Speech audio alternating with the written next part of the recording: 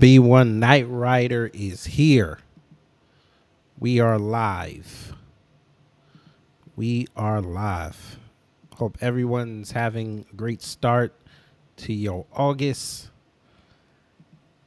It's a long month. Last month of the summer. Well, especially down here in the South, because kids are going back to school now, so they upset. The ones up north, they still have a couple. Yeah, they got a couple more, like 6 more weeks, I think. No, 5 more weeks. So, yeah. But like I said, I hope everyone's doing well out there. I'm doing fine. The B1 Night Rider is in the building. So, good evening, V. Maltzby. Good evening. Good evening. So, before we start the show today, I have somewhat of an announcement to make. Well, actually a couple, but I'll start with the big one first. I think for the foreseeable future, ladies and gentlemen, I am no longer going to participate in these diaspora wars. I'm going to say that again. For the foreseeable future, I am not going to participate in this diaspora wars. Kind of like how Professor Black Truth is taking a hiatus near the end of the month, give himself a few weeks off to rest and recuperate. I've decided that unless it's erroneously egregious or it's a subject that I can't ignore pertaining to the diaspora, I am not going to talk about it anymore. Now, I do have a video coming up. It's probably going to be the last one about this African man doing an article and a dissertation back in 2018 about African Americans here in the States. I'm going to break that down, and after that, like I said, unless it's erroneously egregious or it just can't be ignored, I'm not talking about it anymore. Because it gets exhausting after a while, and I mean, you know, that is the reason why I finally got over the hump of, you know, 1,000 subscribers, 4,000 watch hours, so I can monetize the channel. But I know eventually I'm going to do a subject where I'm going to cross the line and all that I worked for is going to be taken away. So, like I said, no more of that. I see that enough on Twitter. I mean, I've even started over there by not saying, you know what, I'm not even participating in those anymore. Like, I'll see people put in, you know, this Tether's there, or, you know, FBA's out of line, ADOS is out of line, Freeman can suck D. I'm just bypassing it. I can't do it anymore. So, Discerning Truth, welcome, and Zena J, welcome. So, that's announcement number 1. No more diaspora war talk. Announcement number 2. Part 1. This is going to be the new Thursday show name, Thursday Talks with a Z. So politics, news, economics, that's usually what I'm going to be talking about. And then I'm still going to do the Twitter thing at the end where we look at funny Twitter videos and, you know, have discussions and everything, few laughs here and there. And part 2, number 2, tomorrow afternoon at 3 o'clock. I'll put the link in the chat and also in the description box. I will be holding a Twitter space, ladies and gentlemen, a very important Twitter space. I let the people on Twitter have their, you know, FBA versus non-FBA talks. I ain't got time for that.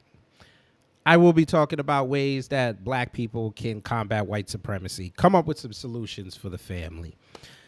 It's about time.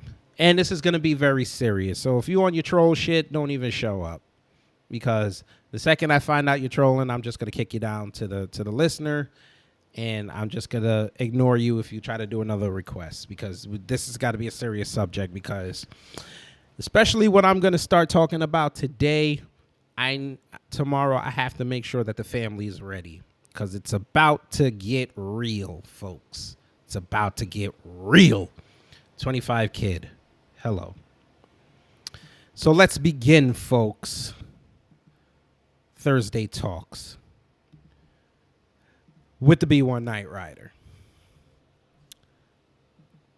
Dun dun dun dun. For those who've been paying attention, or probably who have not been paying attention, we are on the verge of World War III. And I know that sounds hyperbolic to say, and pretty sure that they'll ding the channel for that. Probably go to limited or no monetization on this video, but I will appeal it, folks. But this needs to be talked about. Ladies and gentlemen, that's right. We are on the verge of World War III. Nancy Pelosi went to Taiwan,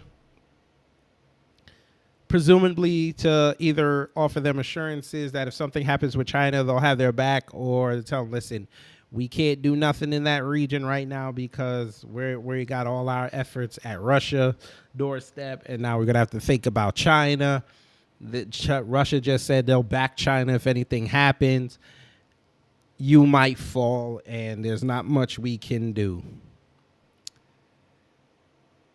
Now, for those who don't know, Taiwan is a very, very important very strategic placement for American forces in the Pacific Rim. Yes, we have our diplomatic ties with Japan, who's been demilitarizing for a few years now. Black Alpha Network, hello, salute. Everybody wish Black Alpha another revolution around the earth. He saw it, now he's beginning a new one. That nigga is old. But shout out to Black Alpha Network. Peace to the brother. But yes, folks. Yes, we have diplomatic ties in Japan. We have diplomatic ties in South Korea. But Taiwan's always been strategic for us because Taiwan is within close proximity of China. And if we need to get somewhere in the Pacific, that's usually a great jumping off point for us to go. So once Taiwan falls, we're basically going to have a very limited presence in the Pacific Rim where we can exploit and make sure that we can, something happens with Russia or China, we can get our troops out very quickly. So this article via The Guardian, it's over there in the UK. U.S. watching Chinese military drills very closely as ballistic missiles fired into Taiwan Strait. Yes, sir. China fired off some missiles early this morning.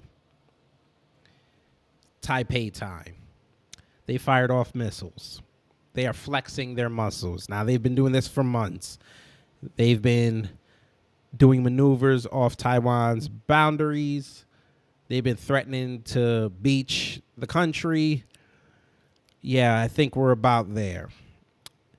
And everybody knows in the political realm, the fastest way out of a recession is a war. But let's read.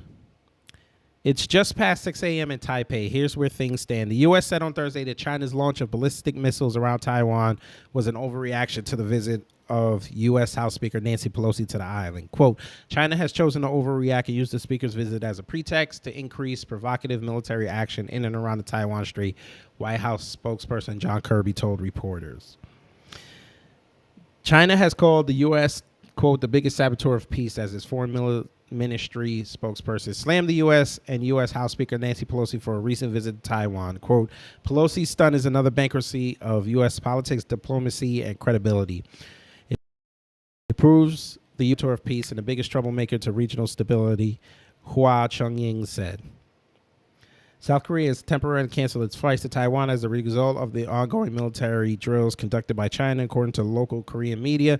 Korean Air canceled flights between Incheon and Taiwan on Friday and Saturday. Now, Incheon is basically the airport.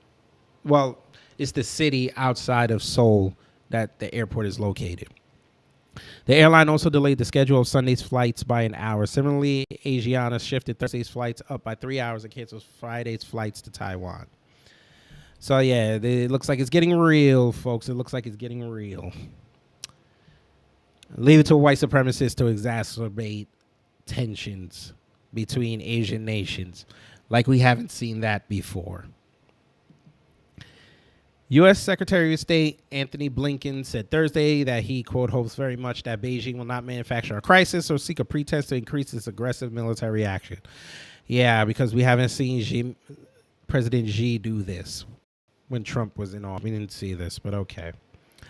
Addressing the Asia-U.S. summit, Blinken said, quote, many countries around the world believe that escalation serves no one and could have unintended consequences that serve no one interest, including Asia members and including China. Now, for those who don't understand what he just said, that is what we call here on the internet a dog whistle. And that dog whistle is he's trying to say that China is going to provoke itself and work itself into a Mark Lather to fire off nuclear weapons, escalate this to a nuclear war. Now, with Russia's backing, China right now is the biggest superpower on Earth. I don't care what nobody says. Y'all could say the U.S. has the best military in the world. That is true. But right now, with Russia's backing, they are the most powerful nuclear power on Earth. Nigga God, hello. What do I mean? Well, Russia, ladies and gentlemen, has something that is very, very damaging to America and the cities that we live in. Folks, Russia has something called a Satan II missile. It is a 50-ton warhead tipped missile.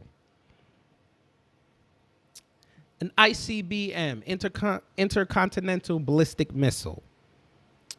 I'm going to show y'all this before we go back to the article, because this is partly what I'm going to talk about tomorrow in the Twitter space. Preparation. Now, folks, let me see. No, that's not going to work. I'm just going to have to punch it up a little bit. But yes. So it says Russia has successfully tested a new intercontinental ballistic missile that's capable of launching nuclear warheads anywhere across the globe, but the Pentagon has said it's not a threat to the United States or allies. You're a damn lie. You are a damn lie, sir.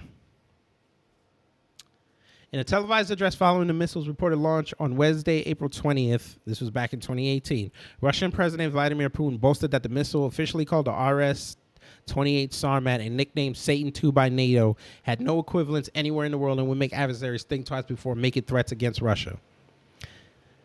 But just how much does the diabolically nicknamed missile add to Russia's nuclear threat? First introduced by Putin in the 2018 State of the Nation address as the next generation of nuclear missile technology, the Sarmat missile is 116 feet long and weighs 220 tons. Let's see, where is it? It is somewhere. Yes. Compared to silo-based rockets alone, the new Russian rocket looks formidable. It can launch a maximum payload with a yield of roughly 50 megatons of TNT compared with the U.S. Minuteman III, which fires a maximum payload of 1.425 megatons, according to the CSIS. Of equal concern is Russia's claimed hypersonic capability, which means it is able to accelerate some missiles faster than Mach 5, or 3,836 miles per hour, on their way to their targets. Right now, both Russia and China claim to have missiles with hypersonic capabilities in service. So, Satan II. From what I've read about Satan II, ladies and gentlemen, Satan II has the capacity, if fired from Russia, it could touch California within 20 minutes with ideal wind conditions and everything. It could literally touch Hawaii in 10 minutes. If fired, it can go over the North Pole and reach the East Coast within 45 minutes.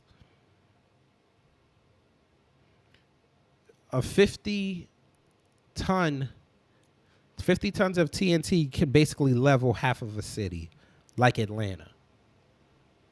I need y'all to take things like this very seriously.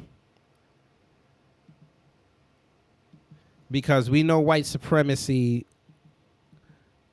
they don't understand how to negotiate in good faith.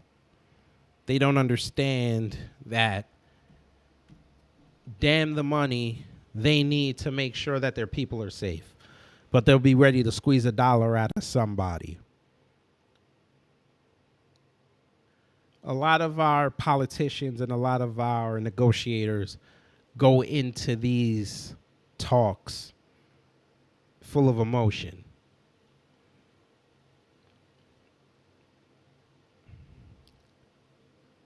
See, what happened was when the Orange Man was in, he flexed power from the onset because he was not part of that community, that political community. No, before he became president, no one was saying, hey, Donald Trump should go talk at the UN and make it a passion plea to the world audience about how great America is and we should all strive for peace. But when he did become president and he met with Putin the first time, we all remember that visual where he shook his hand and brought him in. He flexed his power. That's why Putin was very hesitant in advancing into Ukraine while Trump was in office. We also remember Putin would do a lot of bluffing and a lot of coordinated strategic moves when Obama was in office because he felt Obama was weak. That's why he was able to take Crimea in 2014. Now he has Joe Biden, basically a weaker version of Obama, and now he's fighting with Ukraine, and now he's on the precipice that if you piss him off enough, either he's going to fire this Satan II missile or take 2 or 3 of his good old boys and take some C4 and blow open Chernobyl. Because, of course, NATO, those idiots, brought Sweden and Finland into the fold. Not realizing that Sweden and Finland are basically next door to Chernobyl. So if Putin woke up one day and said, I just don't give a damn. I do not. Well, that's more like French, but how do Russian sound? Niet. You beat Drago. I don't care. You American swine. I blow you up. I mess up your food. And he takes the 3 good old boys, some C4, they blow open Chernobyl sarcophagus, and basically Europe is finished. Pretty much in a few weeks, New York City will be getting hits of radiation. Yeah. And our fearless leader, Biden's just going to sit there and be like, come on, man. I tried. But vote for the Democrats in November. This has been a message from Joe Biden. This is why I tell my wife all the time, I wish Gundams were real. I would just launch myself and just float in space and let the asteroids get me. But let's continue. The Biden administration postponed a routine test launch of an Air Force Minuteman intercontinental ballistic missile to avoid escalating tensions with Beijing amid China's show of force near Taiwan, the Wall Street Journal reported on Thursday. U.S. officials did not say how long the delay might last, but one said it might last 10 days, a report added. Oh, so you didn't want to fire a missile and then China again, like, oh, shit. Oh, so you want to be that guy. Okay. Here we go, war. Like 10 days is really going to cool this off. The U.S. has been watching the Chinese military exercises near Japan very, very closely, said John Kirby, the U.S. National Security Council Coordinator for Strategic Communications. In an interview with MSDNC on Thursday, Kirby said, "We've been watching this very, very closely. It's concerning. It's not just concerning to us, but it's concerning, of course, to the people of Taiwan. It's concerning to our allies in the region, especially Japan." And Taiwan deterred 4 drones that came from China. China sent 22 fighter jets across the median line, running down the Taiwan Strait on Thursday, according to Taipei's defense minister. We all know what China was doing when they sent them missiles. China was like this.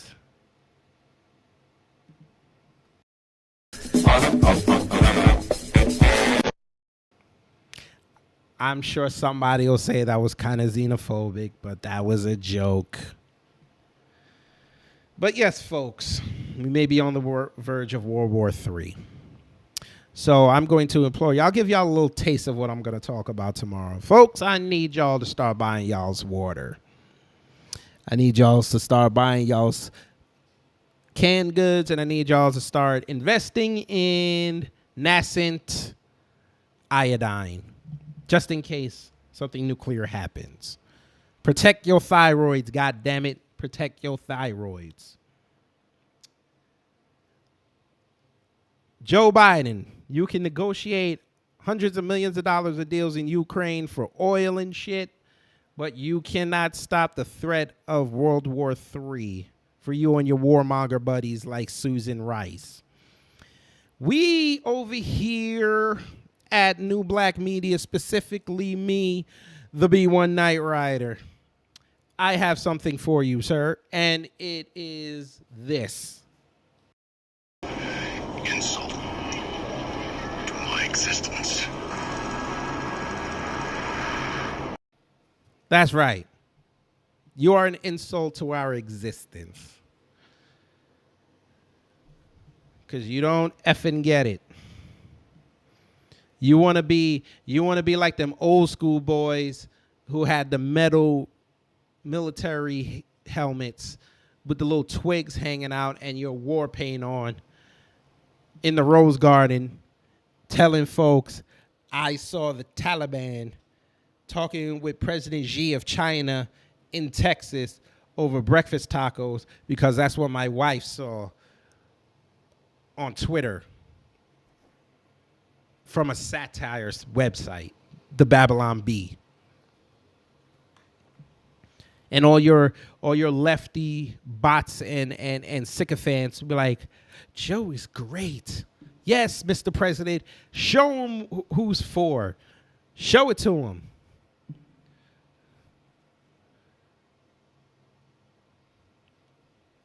Never gonna get it, folks. But let's continue, folks, because we also had breaking news that showed up again today, too, folks. This has been an ongoing saga for months. Finally came to a conclusion. Ladies and gentlemen, Putin said, I've watched your WWF, and there is a wrestler called Shawn Michaels. And he does this thing where he goes like this. He says to suck it. So I tell America, suck it. I keep one of your black people. That's right, folks. Russia told America, we will not give you back this 6'8" black woman with dreads. She gonna sit down over here in a penal colony for about a decade. That's right, folks. Per Newsweek and the rest of the outlets. Esmont, hello. Brittany Grinder's sentence sparks outrage from Joe Biden, NBA, and more. Because, of course. By Carla Sosenko. Is she Russian? Maybe. Brittany Grinder was sentenced to 9 years in prison Thursday in Russia after being found guilty of drug smuggling with criminal intent. Grinder, who was also fined 1 million rubles, a little more than $16,000, is expected to serve her sentence in a penal colony. After the sentencing, social media was, for the most part, enraged. Grinder, 31, was arrested and accused of possession of vape cartridges of cannabis oil at a Moscow airport in February, Newsweek reported. Her defense team has maintained that Grinder mistakenly packed the cartridges, but criminal intent portion of the verdict was a clear rejection of the defense. In a statement, Grinder's Russian law firm told Newsweek, "We are very disappointed by the verdict. As legal professionals, we believe that the court should be fair to everyone, regardless of nationality." Well, isn't that just the damnedest statement? As legal professionals, we believe the court should be fair to everyone, regardless of nationality. Guess they have not seen the American court system or the UK court system. Guess they haven't seen this. Black folks get railroaded every other day, whether it's family court or criminal court. Hell, even civil court. But yeah, you really thought because she was somewhat of a celebrity and a black woman, you thought that was going to work. Yeah. Did I not show y'all months ago, Tanzanian woman sitting there twerking on a memorial for fallen soldiers in Russia? They're trying to give her 3 years. And she has no money. Brittany Grinder's got somewhat of some money and some celebrity status, and she's going to have to do 9 years. But let's continue. The court completely ignored all the evidence of the defense and, most importantly, the guilty plea. This contradicts the existing legal practice. Her legal team has said from the start that it would plan to appeal, adding on Thursday the court completely ignored all evidence.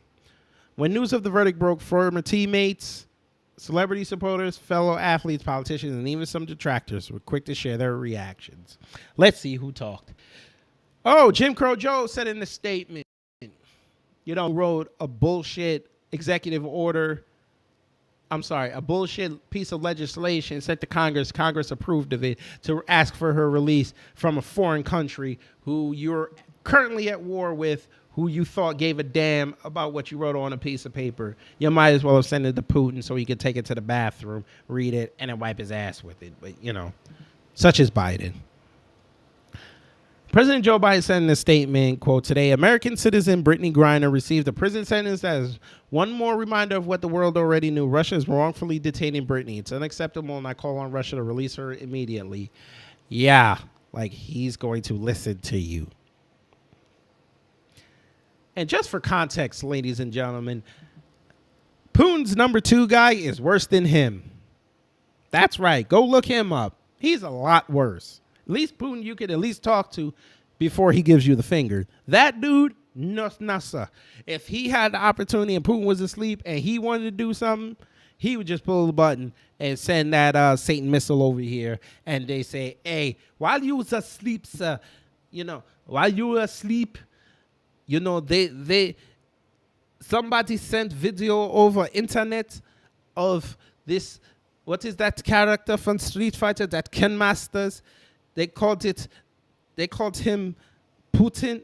No, they called the Zangief character, the big muscle guy. They called him Putin. And then they had this Ken Masters. They called him, Joe Biden, and he beat you 2-0. He even did his alpha. So they said, this is what we're going to do on the world stage. So to protect Mother Russia, I had to send a missile. Shit like that. But let's continue. Biden's administration has been in talks with Russia about a trade of Russian arms dealer Victor Bout, for Grinder and American Paul Whelan. So these assholes thought you were going to do a 2-for-1. Really? 2-for-1.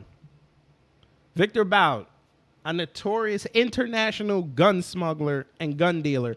You're going to try to send him back to Russia and think you're going to get a WNBA player and American Paul Whelan, who was detained in Russia for allegedly spying since 2018. You really think they were going to do that deal? You're insane. You were better off saying, hey, give us Brittany Grinder and we'll take Snowden, even though he wouldn't come back.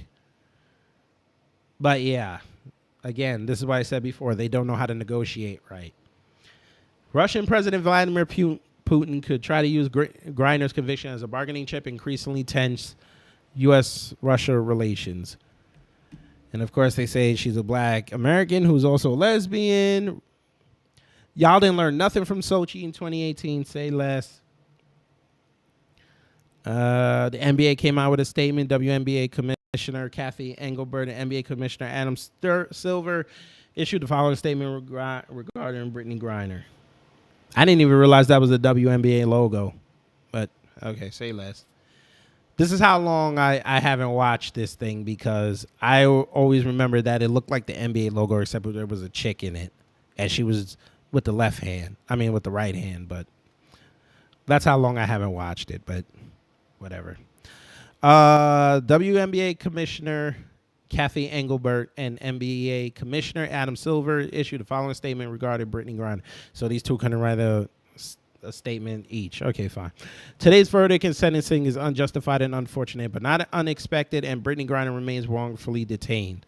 The WNBA and NBA's commitment to her safe return is not wavered, and it is our hope that we are near the end of this process of finally bringing BG home to the United States. How? She just got sentenced to 9 years. The fight is just starting.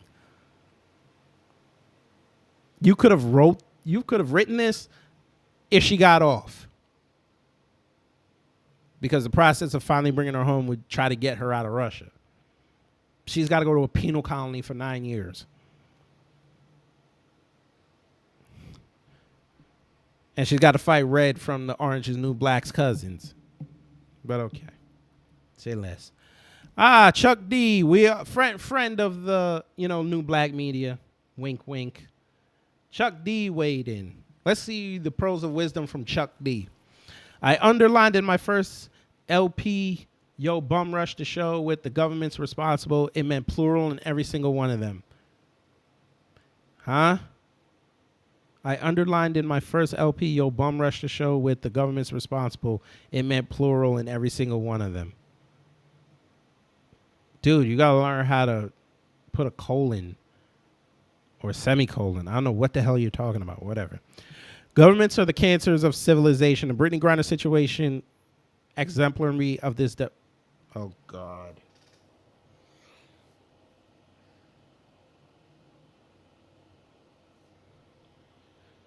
Black people,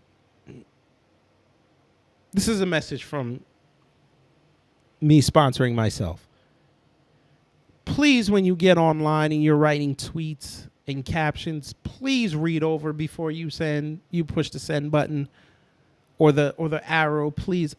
Negro, you're making New York look bad. What the hell are you saying right now? Where is the is between situation and exemplary?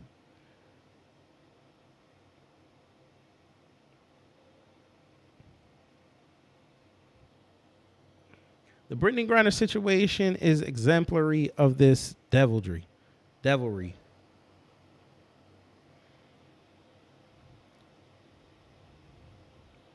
Dangling her life. 116 countries for me. I can't trust them. Okay. Sure. Anyway, moving on. That's why you only got 7 replies. And the NBA got 640. I bet you them 7 replies are like, what did you just say? Sherry Shepard, my heart breaks for Brittany Grinder, her wife, and her family. I need America to do all it can to get this woman home immediately. End this nightmare. Free Brittany Grinder. # Brittany Grinder. And put up a picture of her Time magazine cover. Well, all you black celebrities, why aren't you out there put your monies together to go get her?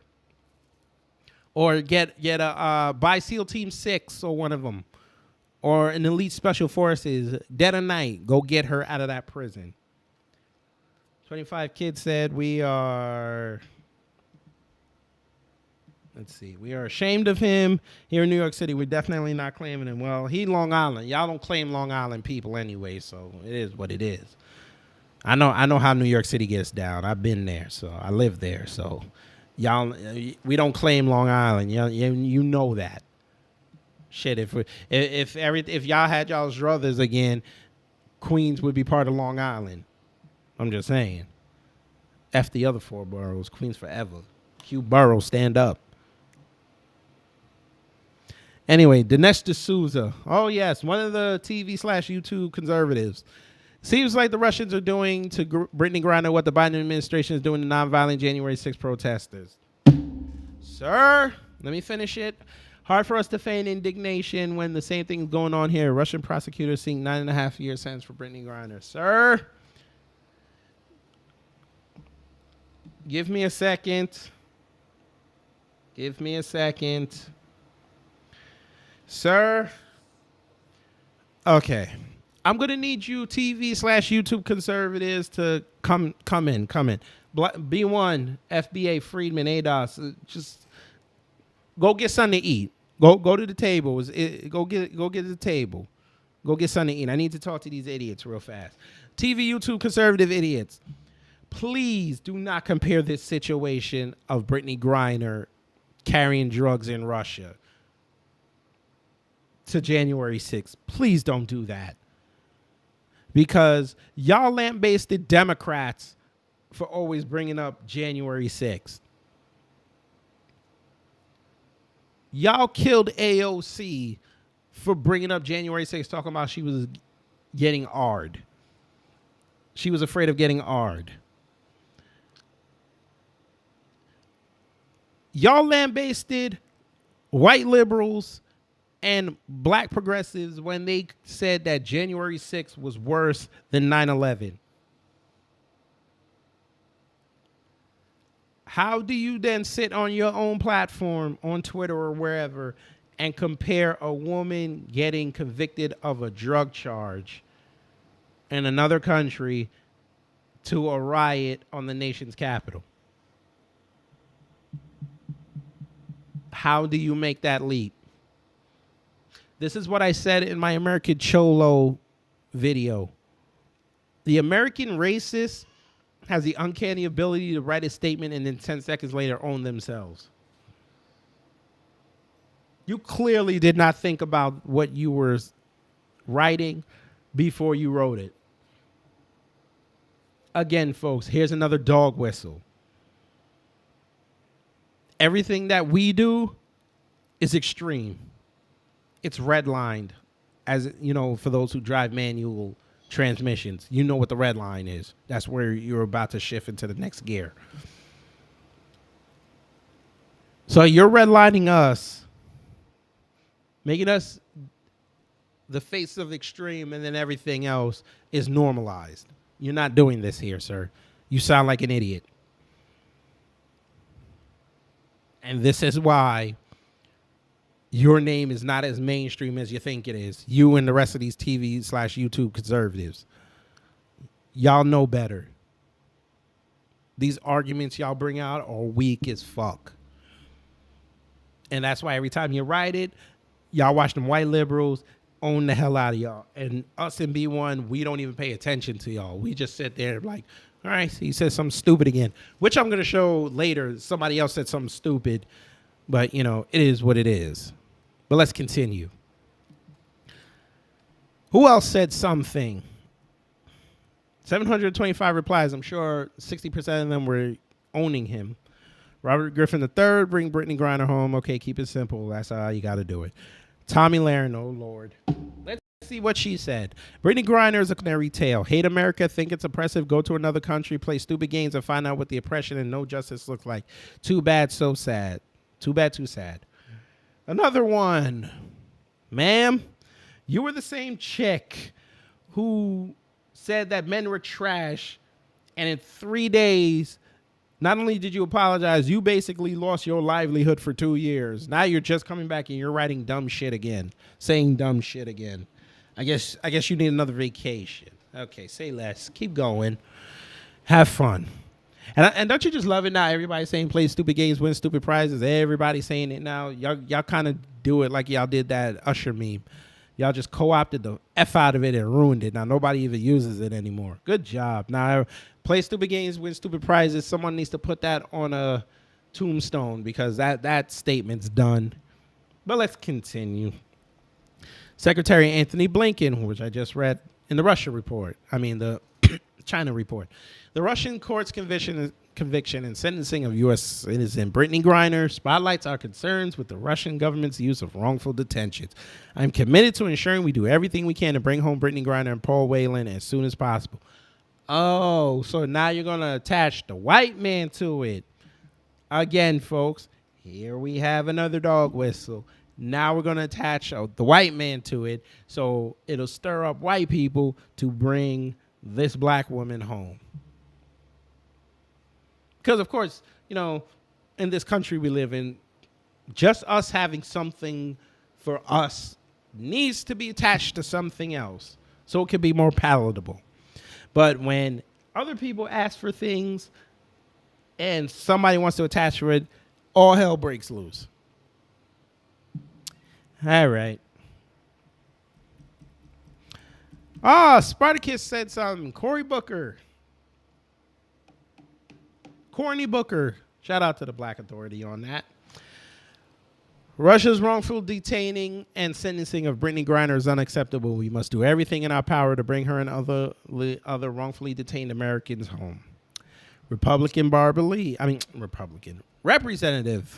Barbara Lee. Absolutely disgraceful. Brittany Grinder should be home with her wife and loved ones, but instead her life is being wielded as a political pawn by Russians in the war against Ukraine. Free her immediately. So this is a political pawn in the war against Ukraine. All right. Not Russia and the U.S. Russia and Ukraine.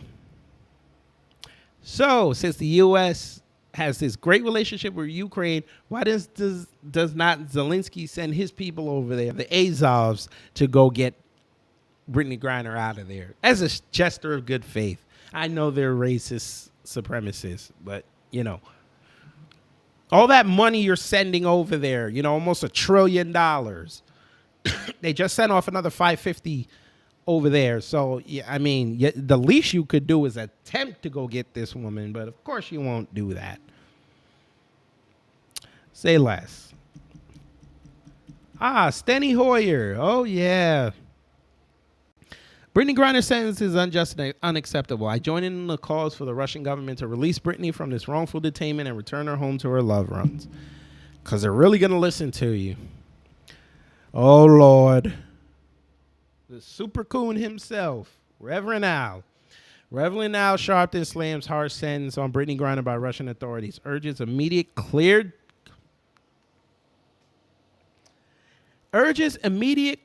for him and other faith leaders to pray over detained WNBA star Beatzilla. What is up?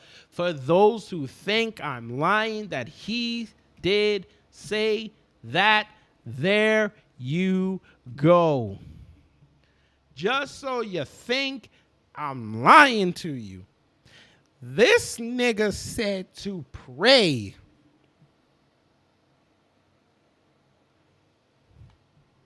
If this is not I need everybody, if you're watching on your cell phone, I need you to screenshot this and put this on Twitter.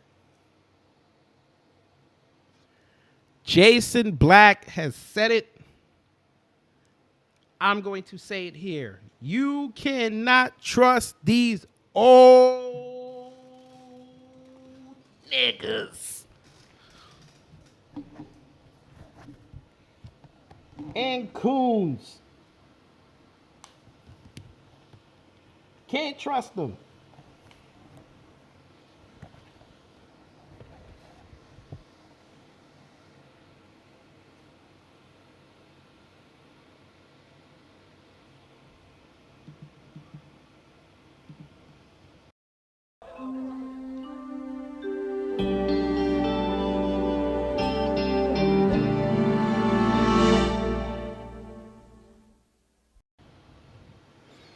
Y'all can't trust these old niggas. Pray? That's what Brittany Grinder wants to read in Newsweek. That she'll eventually have to smuggle in to find out what's going on in America. She wants to read Reverend Al, a black man, and clergy Instead of trying to use every political resource they have, she's got to read, we're going to pray.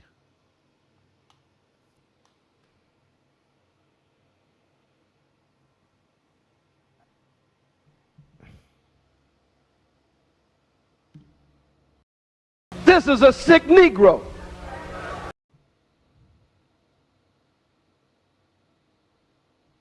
Pray.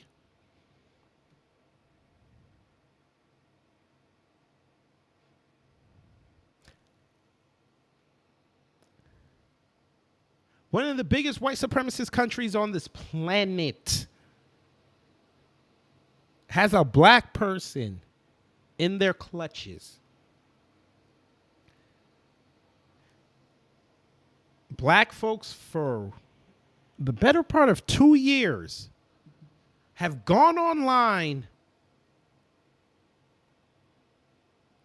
and basically manifested change, political conversation, socioeconomic conversations.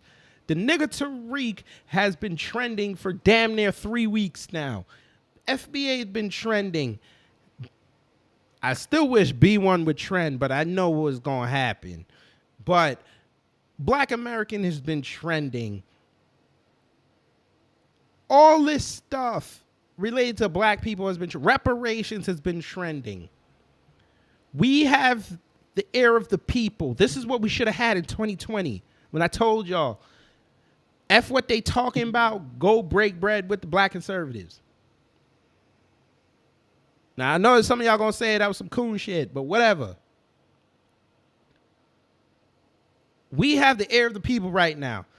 Folks, in 3 months, everybody's going to be looking to us to move in them polling places.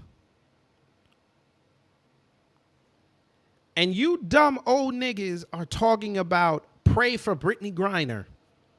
All you dumb niggas that swear up and down, we got millions in the bank. Our people help us. We're taking all this money that we get donated, and we're putting it back in the community. Which, number one, I don't see no improvement. So I got Reverend Al, I got Tamika Mallory, I got my son, I got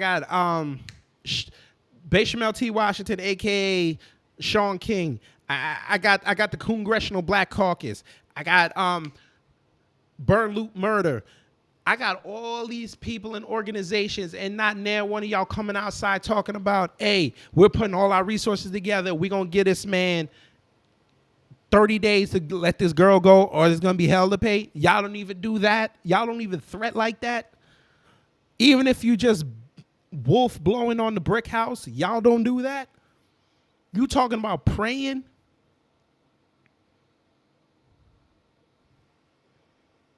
Praying. Praying.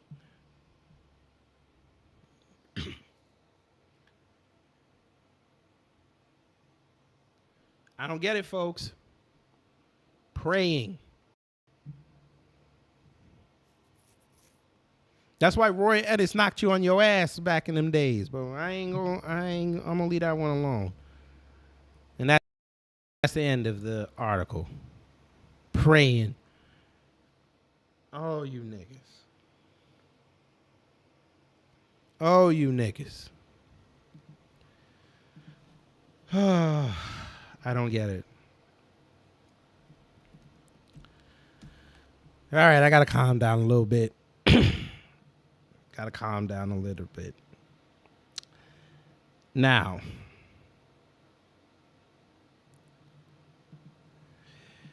let's trend to something a little different. We've done politics. We've done news.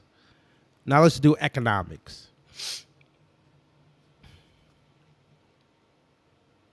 Folks, I don't know. Let me see in the chat who's here. Who eats beef in here? Who still cooks beef? I mean, I made beef. Tuesday. I made beef. Made some good stir fry. It was pretty good. Who eats beef in here? I need to know because something came across my desk, and me being in the food service industry, I pay particular attention to this.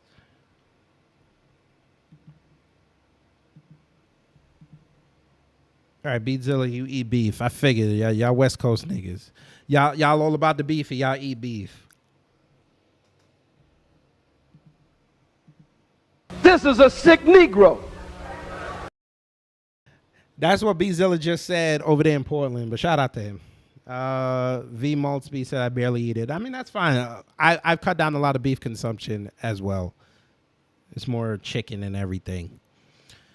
But yes, for those who still eat beef,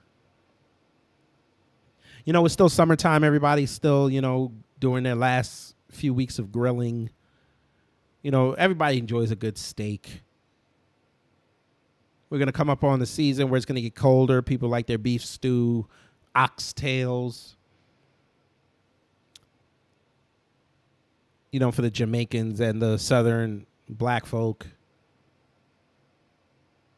Well, yeah. Beef trends. The Farmer's Report from U.S. Foods. Beef trends. This is from July 29th. All current beef pricing trends are based on USDA data as of July 27th. Last week's trends refer to the USDA market for the week ended July 23rd, 2022. Live cattle sold mostly between $1.36 and $1.40 a pound last week. Live cattle are expected to remain steadily priced this week. Last week's slaughter was about 665,000 head, which is up from the previous week and expected to remain steady in the short term. For grading in the week, July 16, 81% of cattle graded choice are higher, 16.1% graded select, with the remaining 2.9 ungraded. So choice, for those who know, is usually what you get in the supermarkets.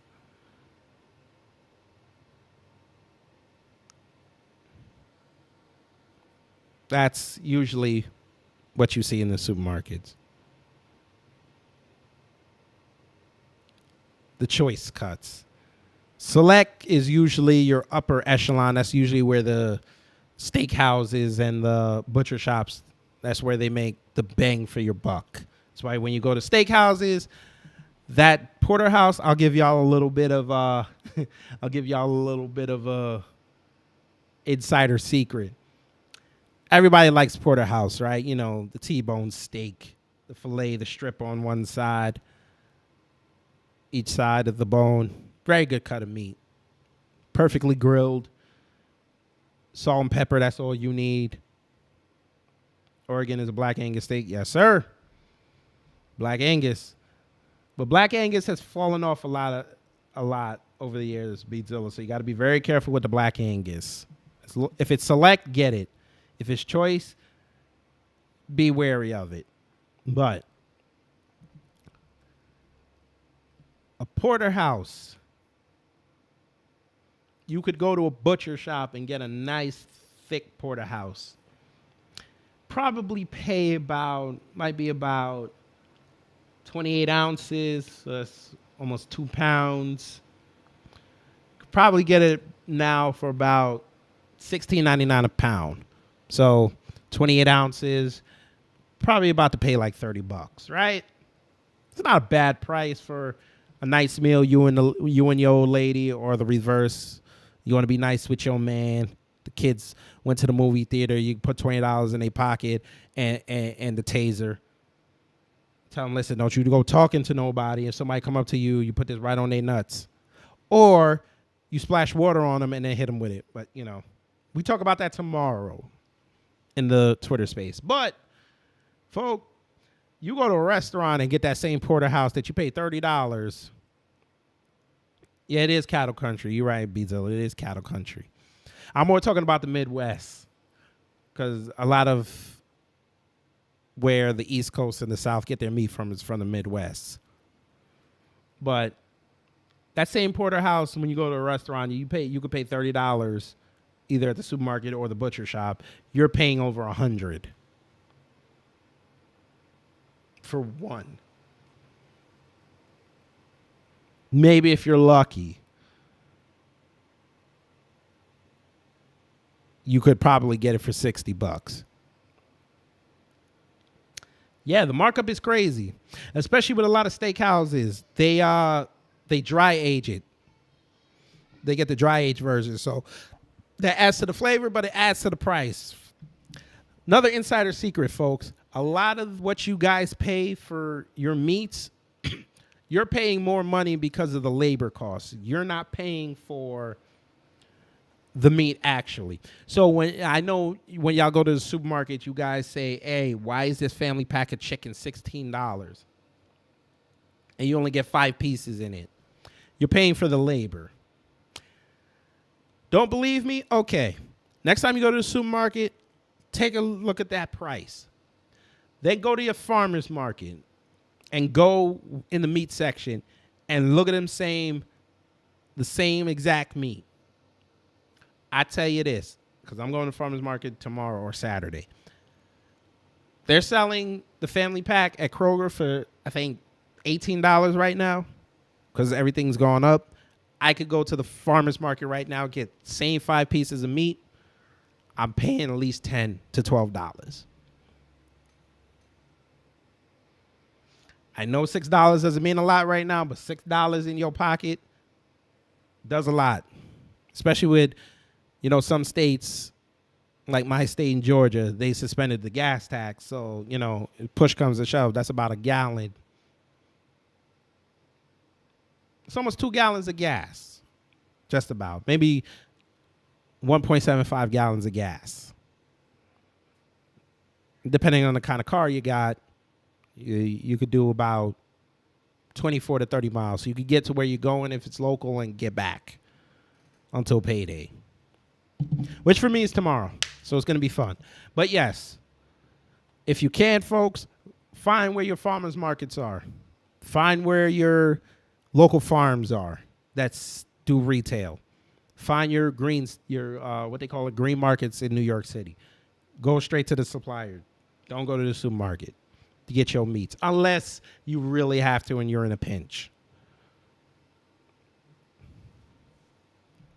But yeah, beef is on the rise, folks. They said by October, if the way it's going, we could have a shortage.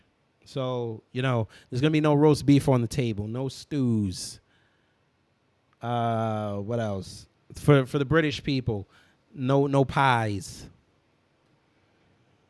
But I know I'm in the South, so might have to get you might have to get the you might have to get a little bit of beef, maybe punch it up with some kidney, or some heart, or some liver, or some tongue.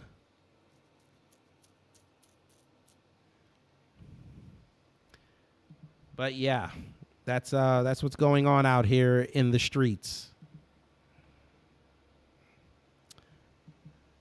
What else? Salute to everybody that's come in and listened to me today. Salute to y'all. Again, I hope everybody's having a great day and a great start to August.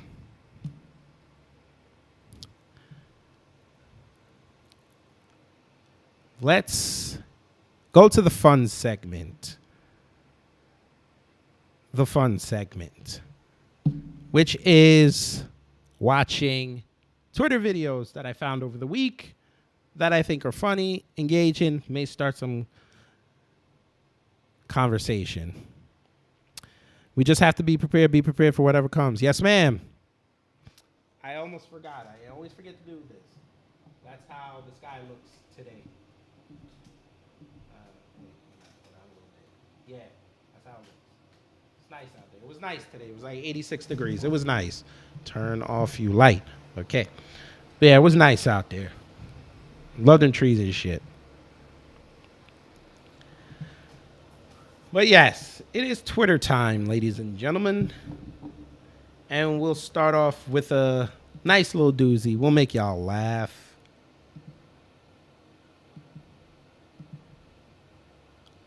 Oh, wait a minute. Before I even do the Twitter thing, wait a minute.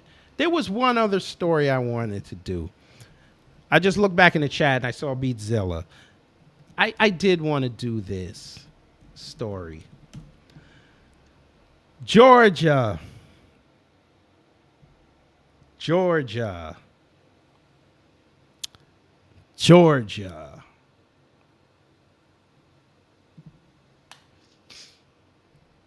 I'm going to put out a declaration right now. Georgia and the gubernatorial race is going to be the most important race in the country this November.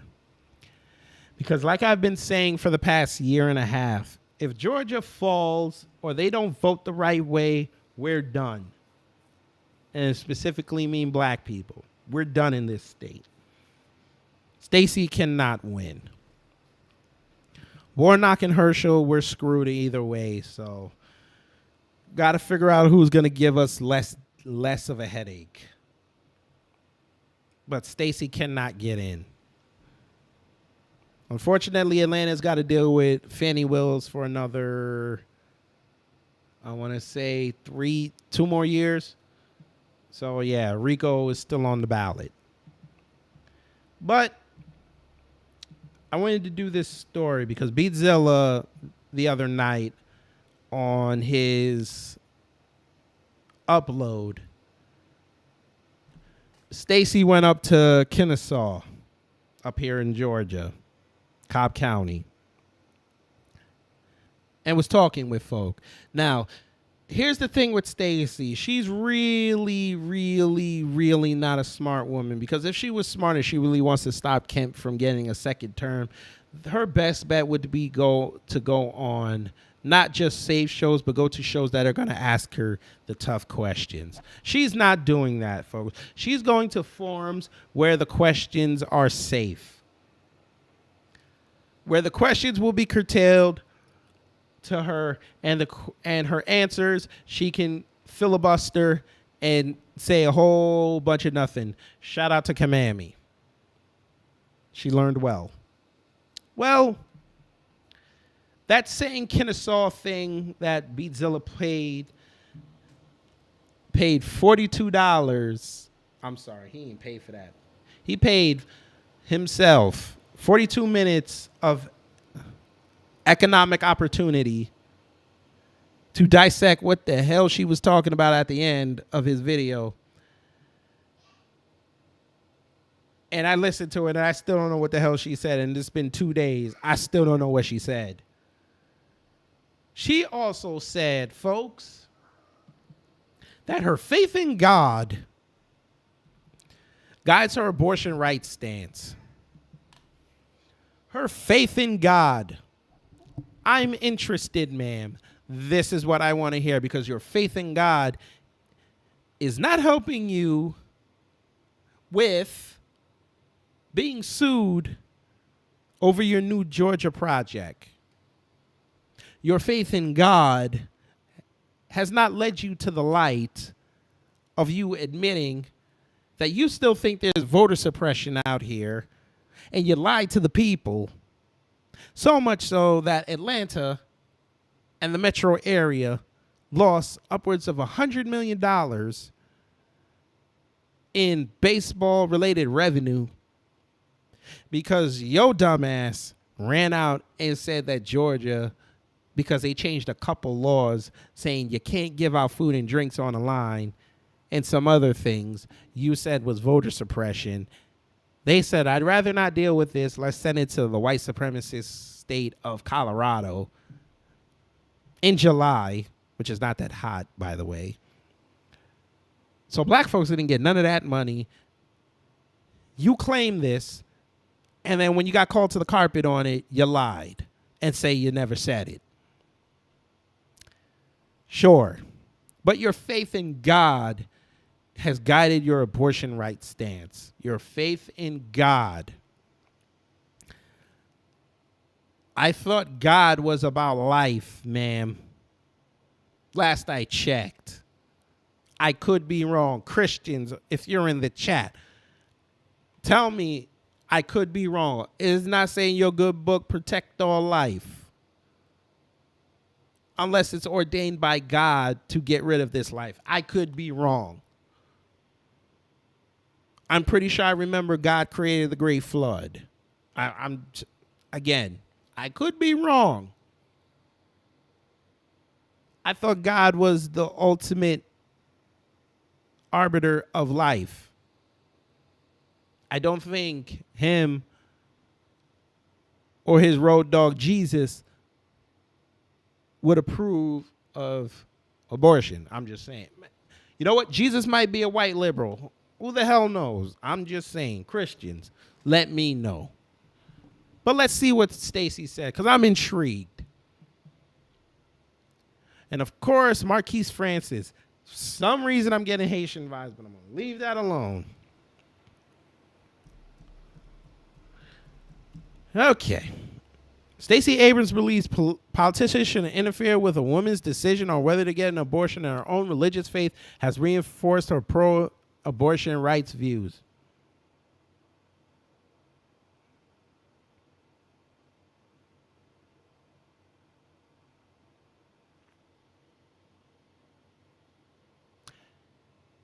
Let me read that again. Stacey Abrams believes politicians shouldn't interfere with a woman's decision on whether to get an abortion, and her own religious faith has reinforced her pro-abortion rights views.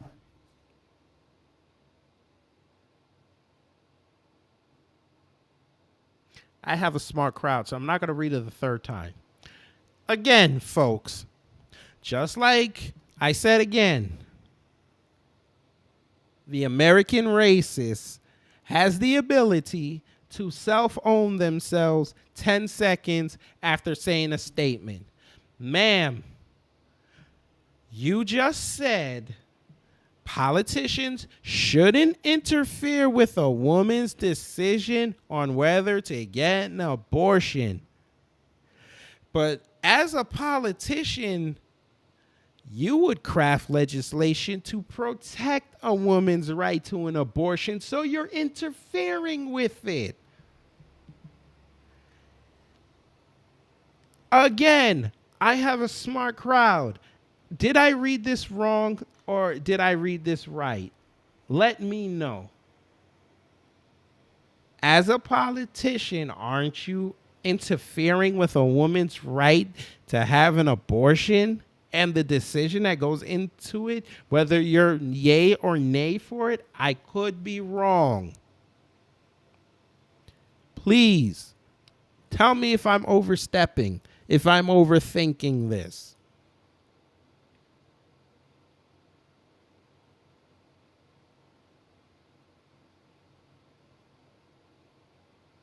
Your own religious faith has reinforced your pro-abortion rights views.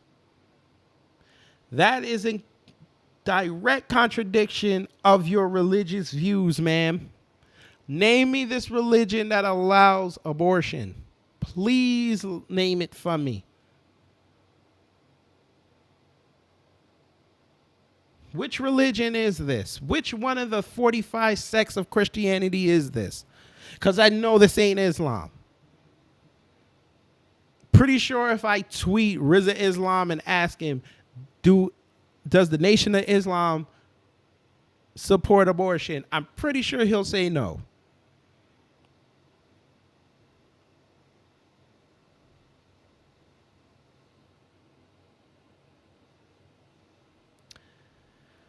Oh, Stacey, you're really making educated black women look stupid right now. But, you know, I'm not going to get into all that.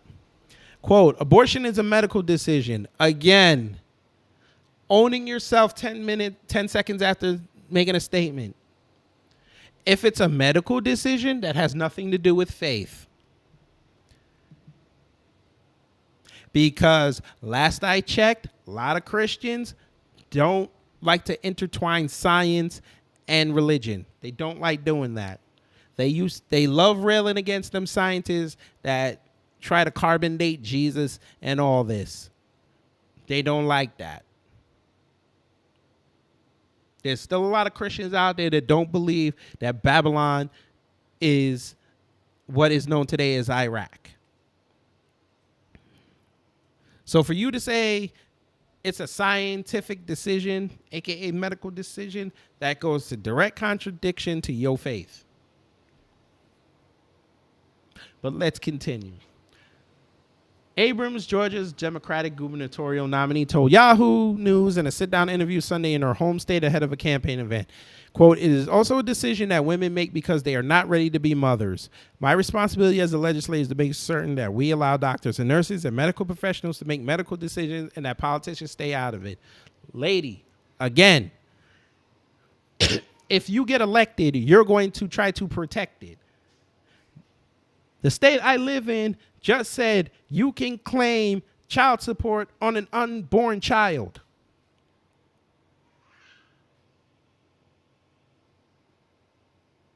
That is a legislative decision. I did not hear you come out against it. What are you talking about? Hard black truth. Hello, sir. Stacy, again, you're making educated black women look foolish out here. How do you say this? You're a politician, ma'am. You should not be talking about this. The only statement you should have said when they asked you that question was, that is a woman's decision, and I support any woman either making a decision to get rid of that baby or keeping it. That's all you should have said. You're talking about politicians to stay out of it. Yet I know if you get elected, you're going to put in policy to make sure that women can have an abortion. So you're interfering. Hey, come here. Give me the line one time. Cut the check. Oh God. Here. Okay, so we found out what sex she's in. Abrams, the daughter of 2 retired United Methodist pastors. Okay. Also said her religious views are not incompatible with her belief that abortion should remain legal in states like Georgia. Ma'am, you're from up north. So you can't be talking for Georgia like that. You're from Ohio, I think. I believe you're from Ohio. Quote, "While your faith tradition may tell you that you personally do not want to make that choice, it is not my right as a Christian to impose that value system on someone else," she said, "but because the value that should overhang everything is the right to make our own decisions, the free will that the God I believe in gave us." Ma'am, a lot of these women who are making this decision do not follow religion. So I don't know what the hell you're talking about. We know this because we watch them rail against the white conservatives and the black conservatives every other day. What's the word? Ideological right. They have wars every day. So you cannot say what you just said in good faith. And it was not lost on me here, folks. Stacey Abrams claims Kansas abortion vote will be repeated in Georgia if women show up. Another dog whistle, but that's all right. Georgia is one of 9 states that enacted a 6-week abortion ban following the Supreme Court's reversal of Roe v. Wade in June. With the ruling, the nation's high court concluded that the Constitution does not guarantee a right to abortion. Yes, that is true. Under 2019 Georgia law signed by Republican Governor Brian Kemp, but that did not go into effect until last month, most abortions are now prohibited in the state after 6 weeks of pregnancy or about the time a doctor can hear the heartbeat of the fetus. The only exceptions to the law are if a woman faces serious health risk or death during pregnancy or in cases of rape or incest. So that prick, Kemp, is such a prick. He's still giving you the option that if you get our word, you can get rid of the kid. Which a lot of y'all like to run around and say that's like the definitive reason why women are getting abortions, which is the dumbest thing I've ever heard. Film animation art. Hello, sir. That is the dumbest thing I've ever heard. Most women are getting these abortions because it's a form of birth control and they're doing it because they made a mistake. That's what it is. Now, if y'all want to yell at me, go ahead. I don't care. But let's continue.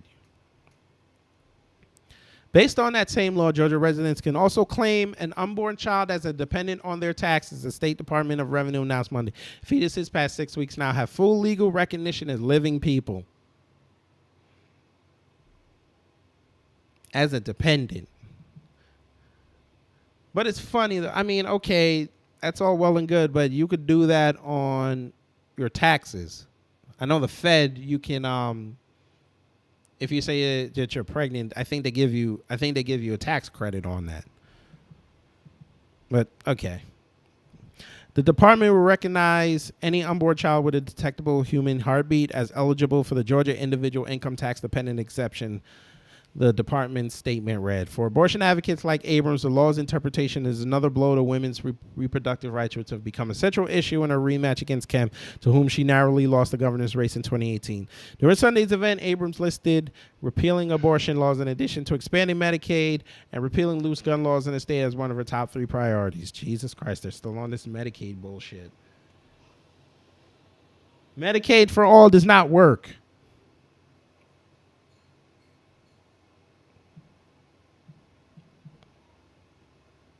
Damn, that's a big woman. But anyway. That may prove a winning issue. According to an Atlanta Journal-Constitution probe released last week, 42% of Georgia voters said they were more likely to vote for a candidate who favored protecting abortion rights, while 26% said they approved of candidates who wanted limited access to abortion.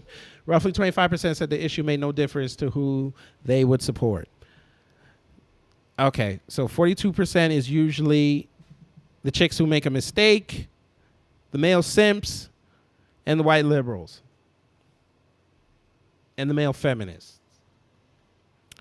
26%, those are your conservatives. 25% are usually us, because we're talking about tangibles. We're talking about economic, political, and social protections for black folks. This abortion thing is a minor issue because we're trying to build families out here. We're trying to build legacies. We don't have time for that. Abortions are some young people shit. That's right, I said it. You could cut that out and put that on your favorite social media platform. Abortions are some young people shit. Us older folk are trying to build families out here.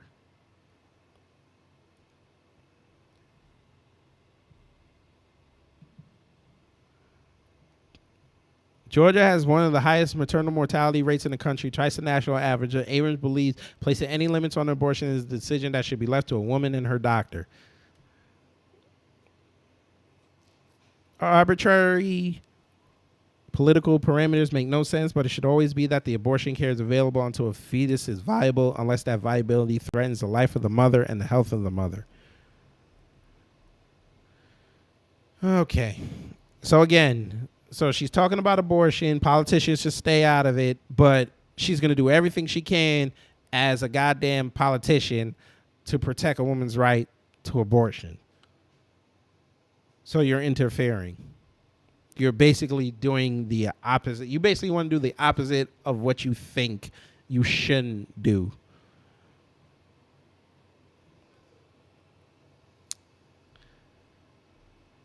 Brother Khalid Muhammad, just give me the line again. This is a sick Negro. Yes, sir.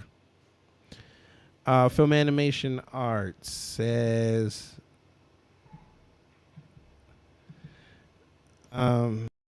thank you for the great broadcast once again from your B1 sister. Oh, shit. I didn't even know you were a female. My bad. I kept calling you. I said, well, hello, sir. I'm so sorry. Film Animation Arts. I apologize on that.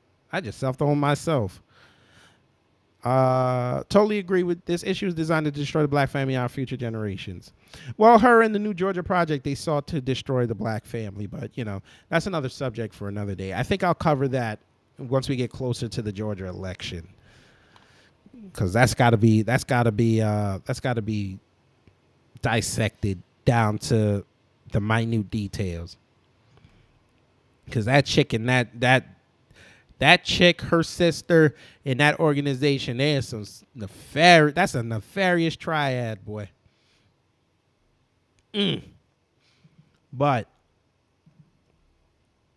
let's get to Twitter and have some fun. It's the Twitter portion. And when I do the Twitter portion, this is what you'll see. Brody, look! Niggas be wildin'! Niggas be wildin'. Let's begin. Who likes cats? You know y'all like cats. They're assholes, but they're cuddly.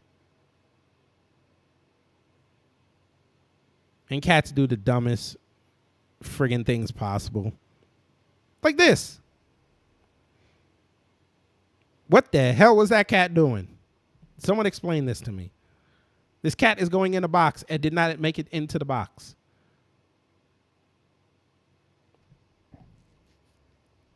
Yeah.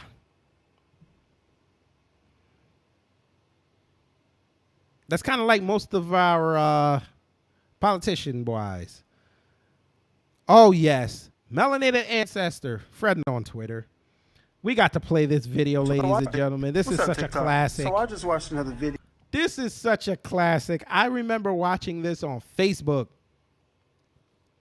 Now, for those who don't know what I'm about to play,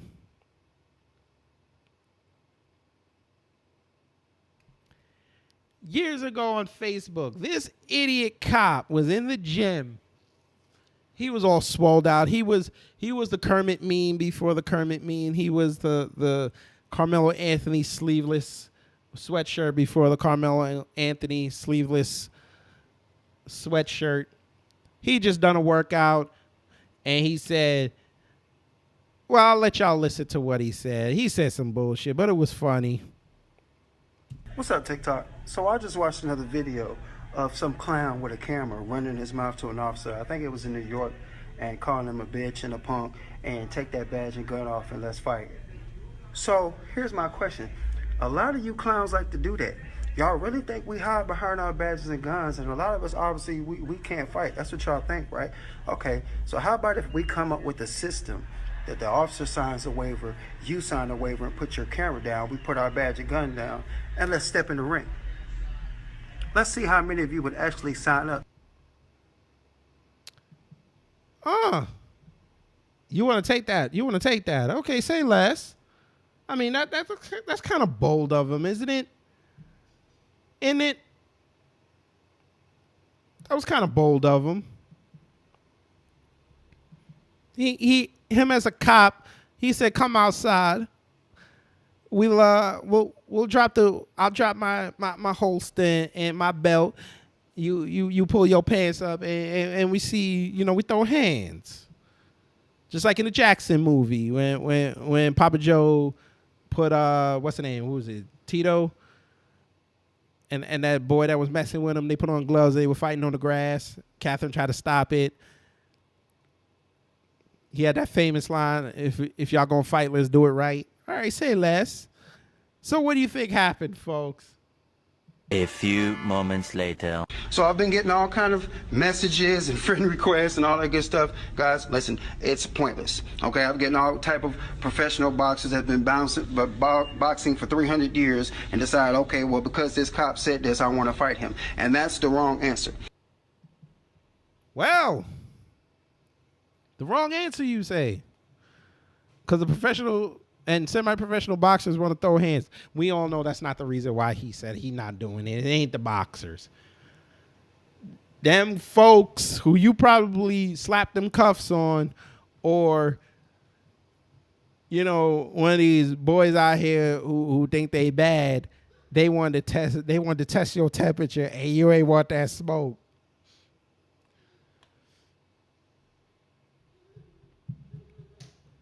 Because it's easy. You could just call for backup as you getting your butt kicked. You ain't fooling nobody, sir. You ain't fooling nobody. I can't even play that. Oh, yes. Oh, yes. B-Zilla's going to steal this and put this on the show. I know he'll do it tomorrow. I know he'll do it. Woo! That's what your bitch ass get. Hoe ass nigga. I knew you been stealing my shit. Broke ass nigga, yeah. Broke ass nigga. That's what your bitch ass get. And the law's on the way. Fuck shit on myself. Dirty ass nigga.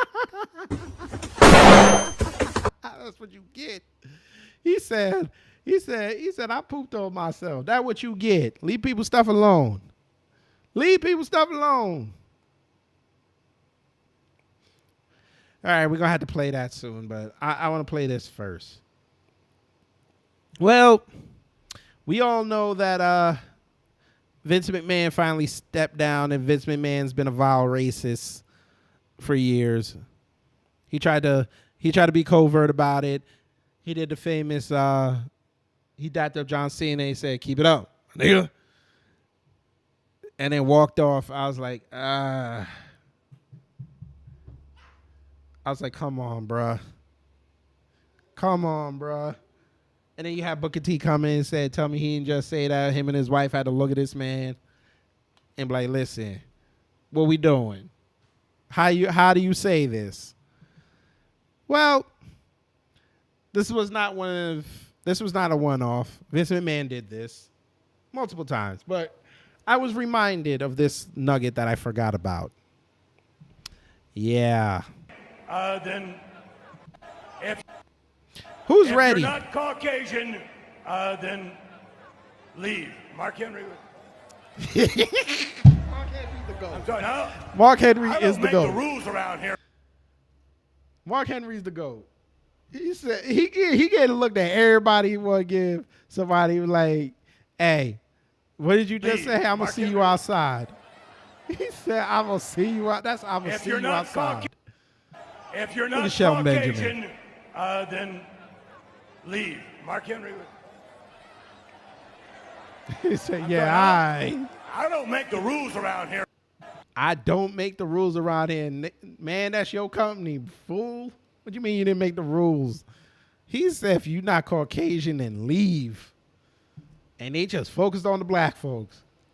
Like WWE didn't have any Latino wrestlers back then. Yeah, okay, say less. Strange times we lived in, folks. Strange times. Well, we continue and go to the opposite direction. That's right, folks. This idiot decided to go on TikTok. TikTok is like a breeding ground for racism.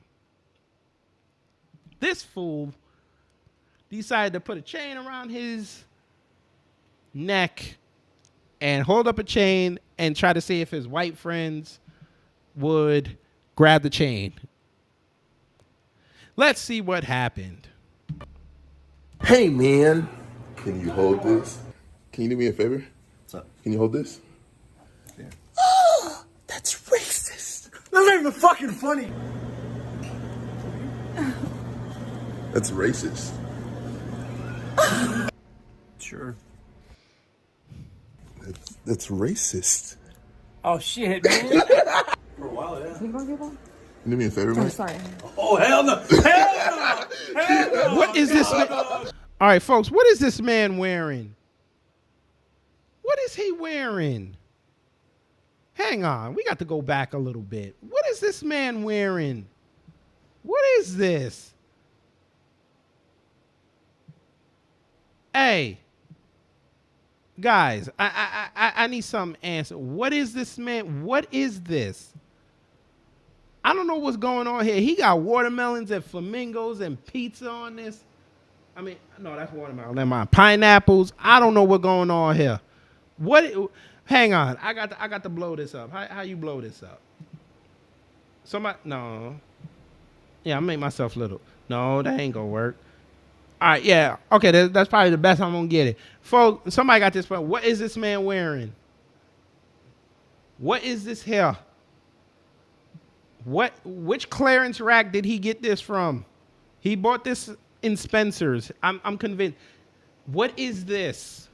This is like he takes the jacket off and he becomes a sumo wrestler. What is this? This is Guy Fieri if he never discovered a vintage convertible and a love for cooking. What is this? Can you call in? Sure. If you would like to come in, sure. Sean. I mean, okay, the link is in there. I pinned it at the top if you'd like to come in. I mean, this got to be one of the lost Dudleys. This is Florida Dudley. Hey, baby. Sabrina, come here.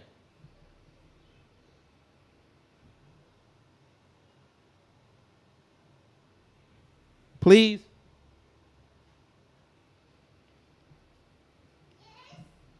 I didn't call you little girl, but okay. I need something answered from me. You don't have to be on camera. Can you do me? You got to explain. What is this man wearing? Do me a favor. Explain this to me. What is this man wearing? I think this is one of the Lost Dudleys. I think this is Florida Dudley. What is this? He's got way too much going on here. I said this was like Guy Fieri if he didn't find a vintage convertible and his love for cooking. Where is he? It looks like a hair studio or something. He might be a little zesty. Cause I don't know no normal white supremacist that would wear this, even on the beach. Very interesting outfit. He got flamingos, watermelon, pineapples. I don't know what this cheetah looking thing is. I don't know what that is. I said he take the jacket off, he become a sumo wrestler. Can you play the videos? Yeah. Hell no!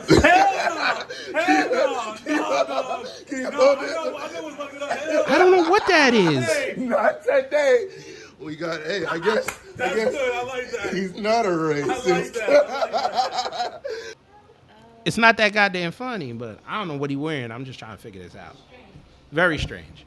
Very strange.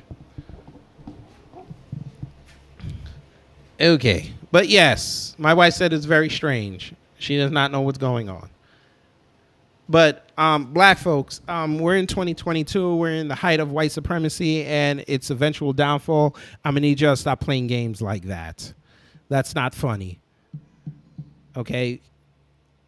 We have watched white supremacist groups travel all along this country using their white supremacist symbolism, including nooses, and dragging black folks. We don't play with chains around here. Y'all know better than that.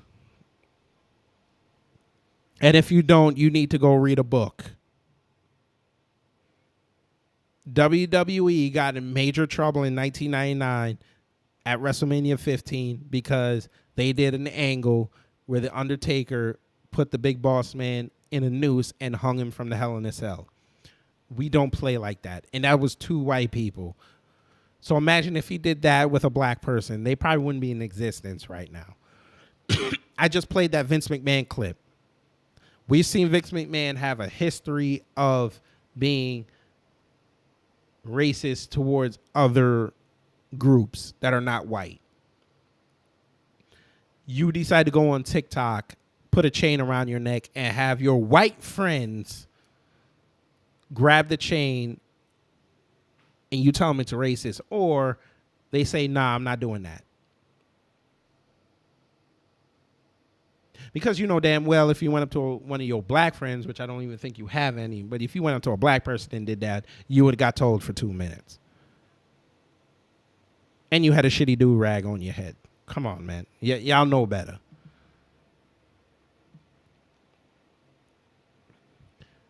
So this is the video I'm going to do later. And you'll have that tomorrow. I can't play that video of that South African woman breastfeeding the dog. I can't play that here. Marcel went off on somebody again. I played the cop video. I might have to... Beatzilla, are you still in the room? I might have to do a double stream with you on this subject. Now, for those who don't know, this thing is called, I've been peeping them for about a few months now. I was waiting to see more information, but this is called the Office of New American State Network. They're basically trying to pull that BIPOC bullshit, that All Lives Matter.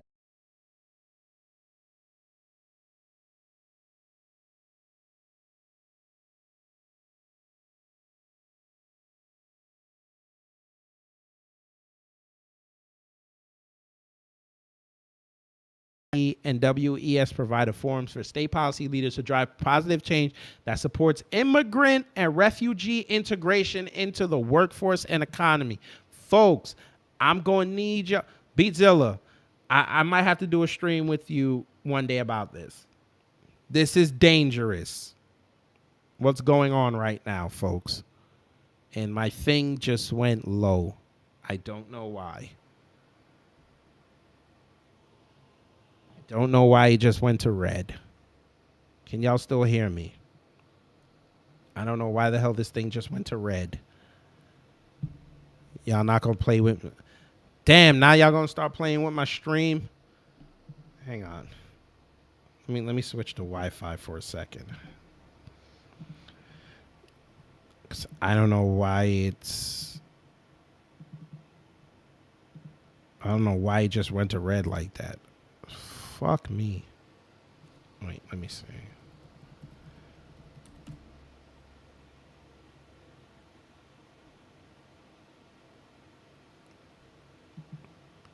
I don't know. I don't know how I'm on Ethernet and it just went to red. That's crazy. Come on, Wi-Fi. I didn't change it. Shit. All right, I'll just deal with it for now. But yeah, I'm also going to discuss this in the Twitter space tomorrow. Black folks, this is kind of scary. And it's already been passed. West Coast, well, Beatzilla hasn't hit your state yet, but it's in Washington, California, Nevada, Minnesota, Illinois, Kentucky. No, is that Kentucky? Yeah, I think that's Kentucky, Ohio, Michigan. Pretty sure it's probably going to end up in New York soon. I'm going to need y'all to keep your eyes out on that. Let me see something. I don't understand how that thing just went to... I don't know how that just went to red. Okay, now I'm back to green. Perfect. Okay. Let's continue. I need y'all to watch out for that. Let's see. What else? There was something else I wanted to discuss. Oh, yes. Scientists revive cells and organs of dead pigs. You heard that? Scientists revive cells and organs of dead pigs. Yeah. They restored blood flow and cell function throughout the bodies of pigs that were dead for an hour. Chinese will love that. Zombie pigs. Porky Pig and his cousins. Yeah. They about to get their revenge. Why is the La Brea tar pits trending? Ooh. Okay. Oh, La Brea Boulevard. Damn. Okay. Why is Daylight trending? The battle rapper. Oh, he talking about whatever. I don't care about none of that. I don't care about battle rap right now. We got some serious shit going on out here. Okay. Let's end it off, folks. Let's end it off with I'm going to try to be careful. Oh, no, this is how I'm going to end it off. Well, let's talk about the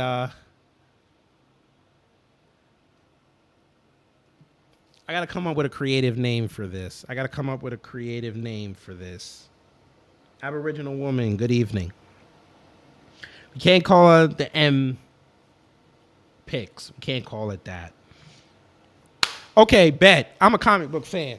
We finna call this the Mitzelplick. Okay, let's talk about the Mitzelplick. All right. OAN, I am not using y'all. Y'all can go somewhere. Here, Washington Times. How y'all feel about the Washington Times? Y'all okay with the Washington Times? I got the ABC News. They're corporate media. Washington Times, they're kind of conservative. CNBC, hell no. Even though that graph is crazy. Basically, every state except Montana and Wyoming have a case.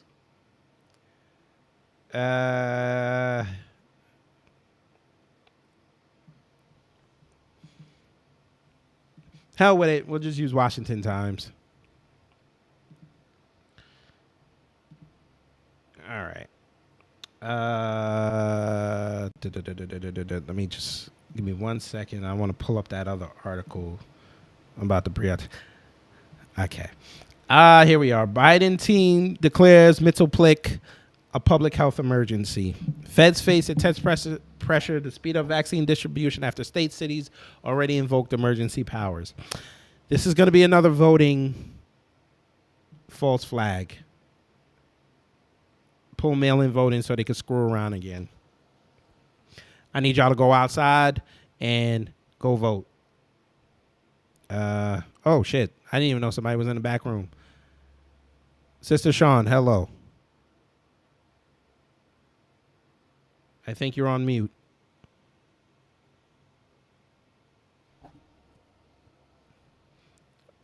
I think you're on mute still.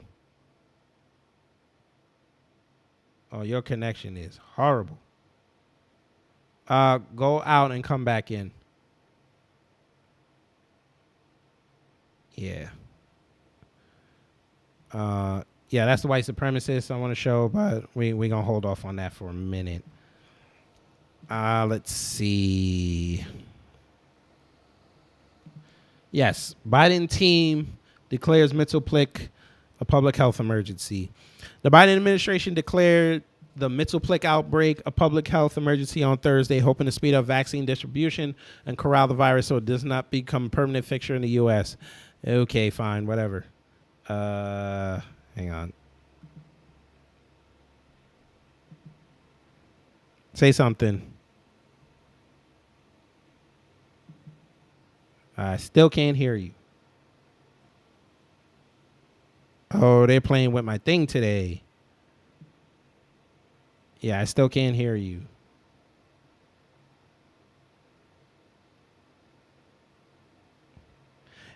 You know what?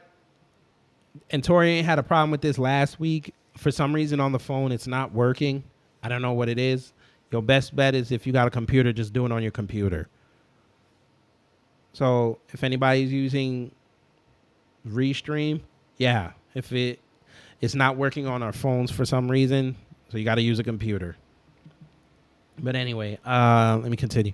Health and Human Services Secretary Xavier Becerra said that he made the decision because the government wants to raise awareness and deploy new tools in the face of a rising case tally. The lies you tell.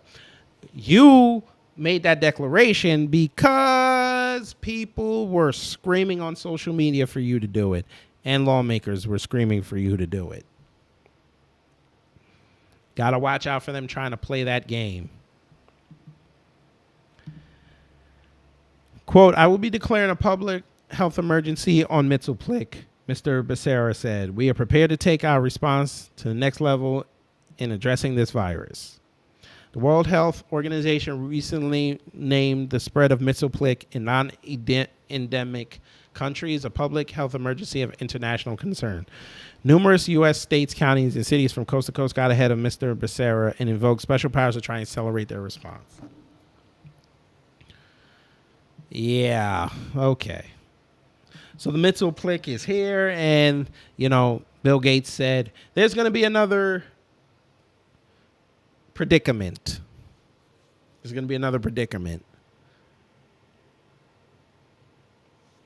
And it might be worse than the coffee venereal disease. Okay.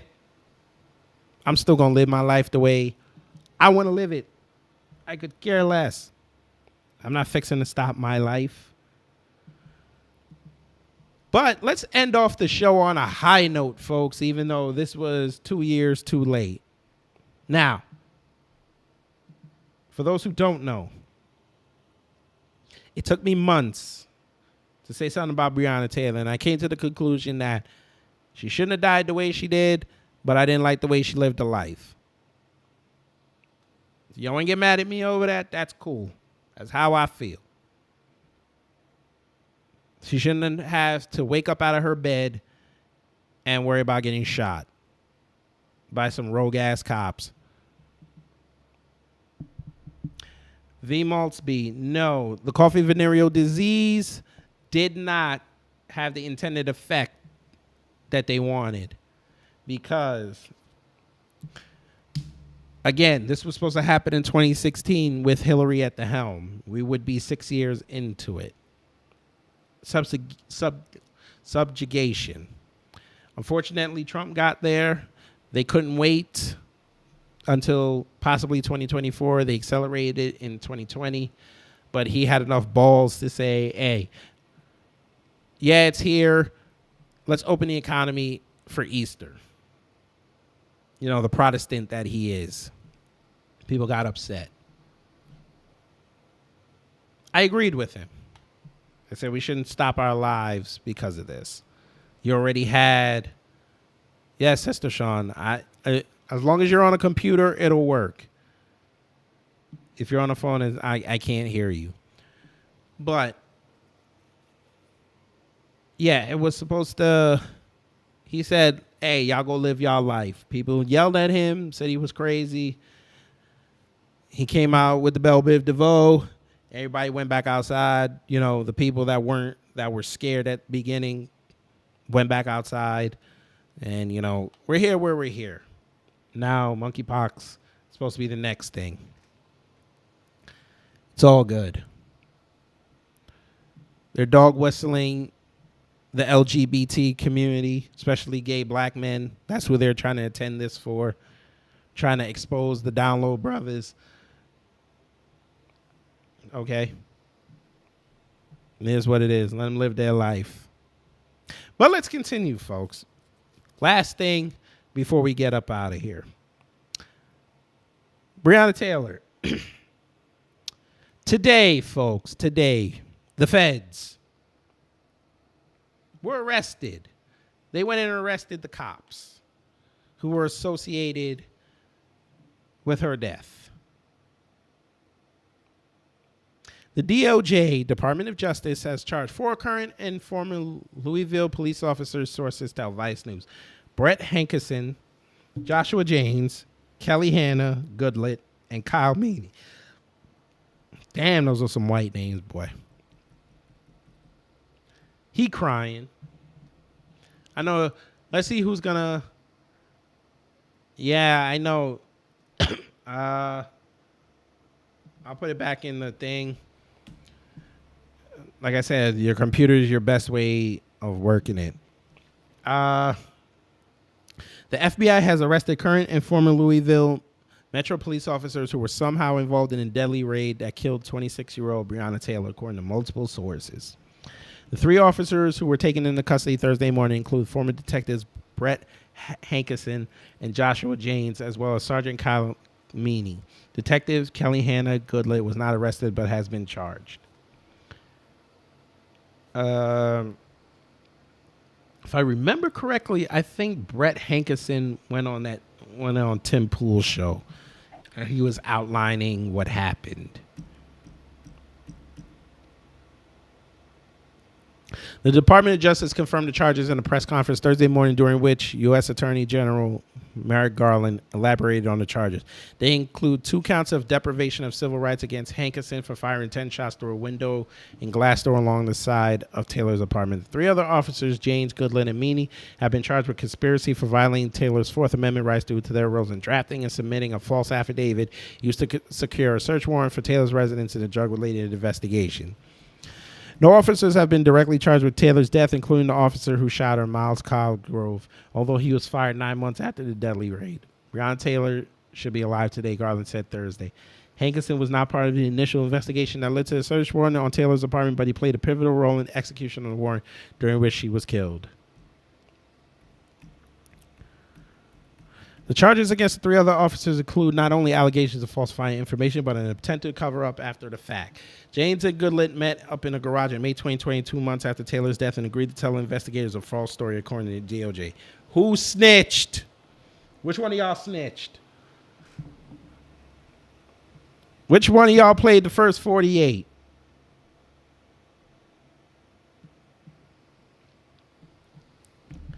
James, who was responsible for filling out the warrant, was fired by the Louisville Metro Police Department in 2020 after officials concluded that he had lied in the affidavit. James wrote that he had verified through the postal inspector that Jamarcus Glover, Taylor's ex-boyfriend, a suspected drug dealer and the main target of the police investigation, was receiving suspicious packages at her address. But that claim was refuted by both the postal inspector and Jane's colleagues. Ooh, all right. So that's where they got the basis of the warrant, if y'all remember. They're saying that there was activity coming out of that house, which we all knew was bullshit.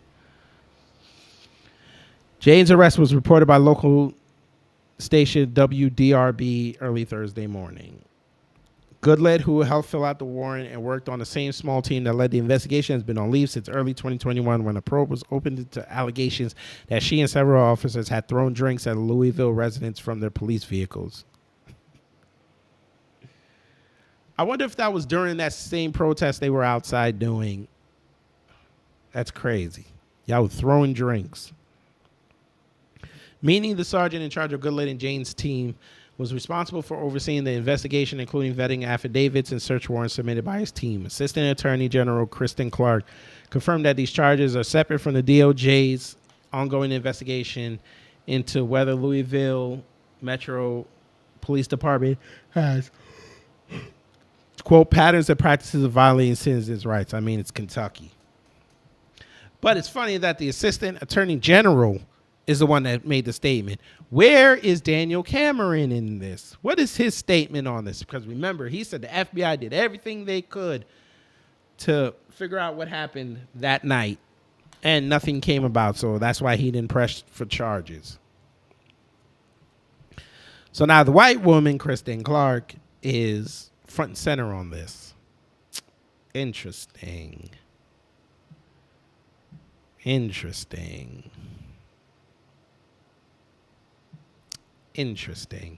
Let's take one more look at the white supremacists crying. Let's see if Sister Sean's is working. Let's take one more look at the Hello. white supremacists crying. You got to put out the background. Let's take one more look at the white supremacists crying. Hey, can you hear me now? You got to put out the background. Yeah, you got to turn the background off. Hey, can you hear me now? I can hear you, but do you have YouTube playing in the background? Hey, can you hear me now? I can hear you, but do you have YouTube playing in the background? Hey, can you hear me now?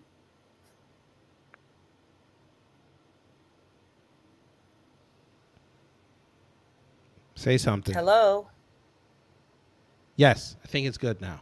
Oh, I'm sorry. I frustrated everybody. Hey, Kid Gravity, this is Sister Sean.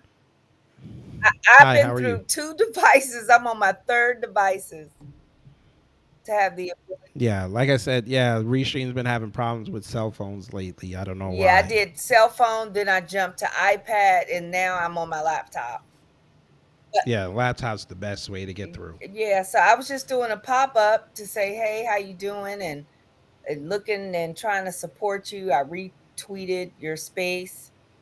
Love everything you do. Love your topics. Love your conversation. But I wanted to come in and add something to the conversation in terms of, I know we're dealing with news and politics, but I don't know if you're aware that in Los Angeles, that they just proposed a bill, or I don't know if LA County, it's in LA County, where they are allowing illegal immigrants to get county federal jobs. Yes. Yeah. Yes. I was actually going to talk about that tomorrow in my Twitter space. Okay. Well, then we won't talk about it now, but I am highly upset about this. This is this if we don't understand how immigration is impacting our people, we have got to wake up. This thing has crept in on us, and this is just one facet of it. They started off up in New York, allowing them to vote, and they they killed that actually. Okay, well, that got revoked. Right, but they in other states what they're doing is they're minimizing it, and that say, oh, let's just vote. Let them vote at school board level and at these lower levels. But though that lower level allowance at that lower level is percolating up into a higher level. So, in other words, when you see this kind of activity, it has to be shut down. So now it's being escalated all the way up to now they're putting loopholes in where they can get federal jobs. And Yep. that's a very, very serious thing to our people, especially county jobs, because most county jobs, black folks traditionally work those jobs. And you're not going to tell me that there's no black folks or, that doesn't want, not even just a black folks, just an American general that doesn't need that Right. job versus an illegal. So that's all I wanted to kind of jump in and say. That's something that's I think that's very serious, and I'd like it to be on everybody's conversation. But it looks like you're already on top of it. Yeah, I've been watching that for a few months now, because they actually started doing that in DC, and I know they've been trying to do it down here in Georgia. Like, they're trying to start doing that now. That's why I said we got to make sure Stacey don't get in, because she'll accelerate a lot of this shit down here, and that's gonna put us way back, and that can't happen. Because black people spend too much time and too much resources in this state to have that undone by somebody who looks like us, because she wants to cater to another group. Yeah. So I'm gonna need. So when I discuss all this tomorrow, I mean, I'm just gonna be flat out deadly honest tomorrow. I gotta kind of, maybe if I scare y'all into it, maybe more people start waking up, because come November, a lot of everything from November 8th to the night of the election in 2024, it's gonna be a ride that nobody's ever seen before, and I need us prepared for this. I can't prepare you from November 8th till the election of the president. It's gonna be too late. So stuff like you've just said, yes, I'm gonna discuss that, but little things like that, that's the game changers. Yeah. I may pop in tomorrow, Yes. because another thing that concerns me, and think about that and maybe talk about that, is because I think we need to be looking at Los Angeles and California as a warning. And so now there's Yeah, LA, Atlanta, and Chicago. exactly.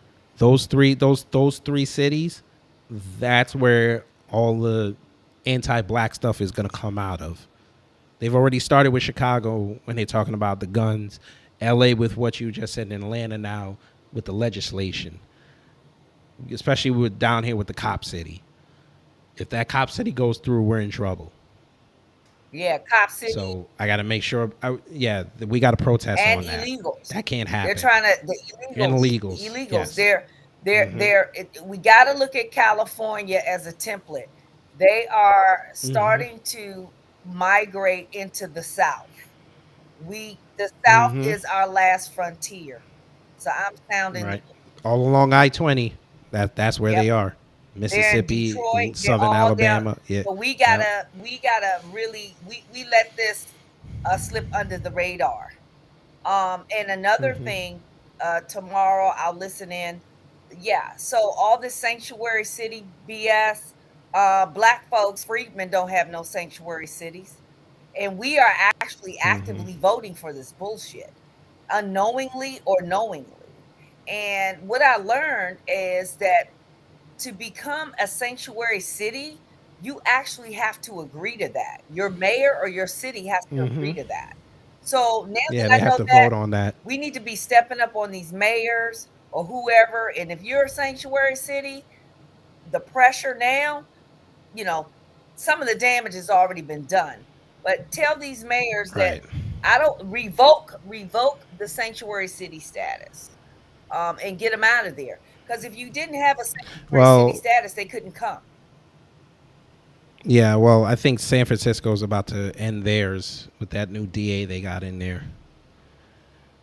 So it could be falling, but again, it's not going to fall fast enough. So we got to kind of make sure that our people know this and get to your local legislatures and be like, listen, we're not standing for this. Yes. And that's all I wanted to kind of put across and trying to support Mm-hmm. you. Saw the live, click the button. I said, let me just hop on in. Um, and I'll just hop in tomorrow. I'll look for the Yeah. notification. Yeah. It's on at 3 o'clock. Eastern, Pacific. Yeah. Eastern time. Eastern time. Okay, cool. Yeah. All right. Yeah. Tell wifey So, hi. yes, ma'am. All I right. will. Bye-bye. All right. Bye. Shout out to Sister Sean for that.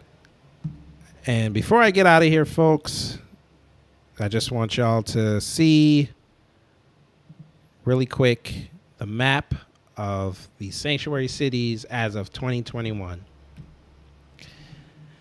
That's what we're dealing with, folks. Now, she was talking about the West Coast. So you see over here how many are on the West Coast. Now, the yellow is the county, red is the city, green is the state. Now, fortunately, not a lot of states are full sanctuary cities. Well, Oregon is, Washington is, California is, New Mexico, New York, Rhode Island, Massachusetts, Jersey. Those are your sanctuary states, Illinois. This is serious, folks. This is very serious. Because these legislators want these sanctuary cities because, number one, you're going to get free labor out of it. Number two, you can justify changing the laws that'll significantly hurt black people. And number three, the government will just keep throwing money at them to fix the problem. So I also will be discussing this tomorrow because this is all part of white supremacy's game. We can't blend in, which means we're going to be a problem. Always. So if they can't breed us out, they're going to legislate us out. And this can't happen. We need to... I know a lot of y'all don't want to vote, but things like this, you got to bite your tongue and say, listen, I got to think about the next generations. It's got to be for the children. They got to see the example that you can't stand for things like this.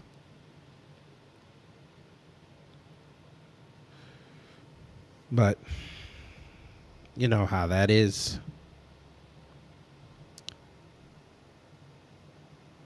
That's a lesson in intellectual heavy lifting, and that's a lot of patience. But that's what I'll do for you guys. I'm here. When it comes to news and politics, I am here for you. So, I am going to end the video, the live stream, whatever you want to call it. I'd like to thank everyone who came in today. I had a great conversation with y'all. Like I said, that video with that African gentleman, I will record tomorrow. It will be up in the afternoon. I mean, in the evening, probably after the Twitter space. I'll probably set it for about 7:30. I'll set it for 7:30.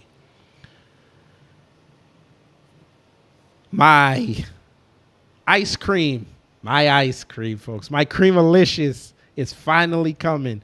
I don't know if you follow Torian. He got his today or yesterday.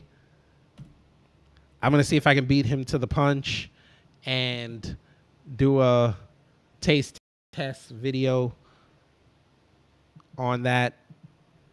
Taste each flavor, record it, give my thoughts on it. But yes, my order of Creamalicious ice cream is on the way. It is on the way. Look at that beautifulness. Now, a couple of them flavors they didn't have, so they had to add some other ones into it, but it's all good. I don't care. It took me 2 months to wait for this ice cream, so I want my ice cream, goddammit. I want my ice cream. Look at that deliciousness on the screen. Look at that. Auntie Poon's caramel pound cake. Oh, slap your mama banana pudding. Right as rain red velvet cheesecake. I think that was one of the ones that they didn't give me. Thick as thieves pecan pie.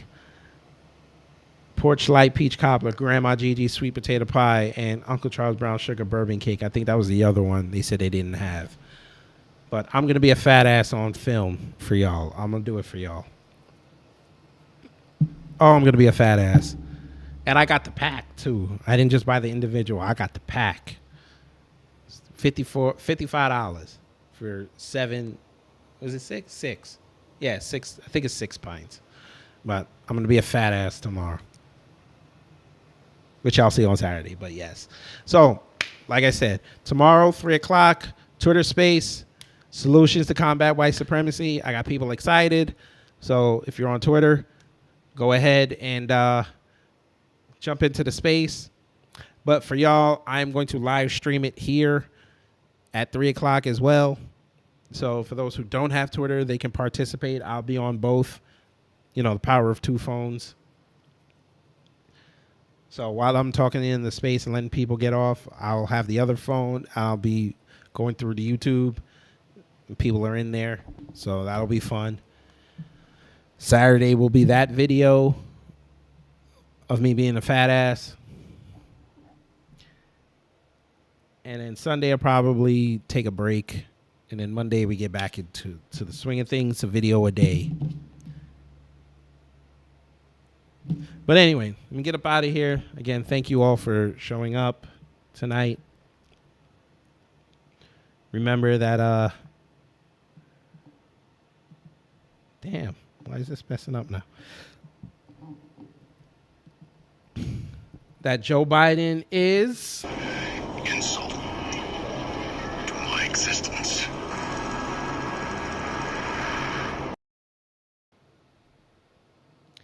And Reverend Al, you scumbag, instead of going to get Brittany Grinder,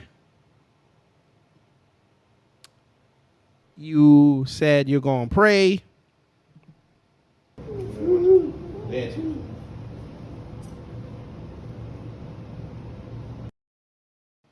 That's right. Dance, you coon. got black folks. Got her wife out here looking like this.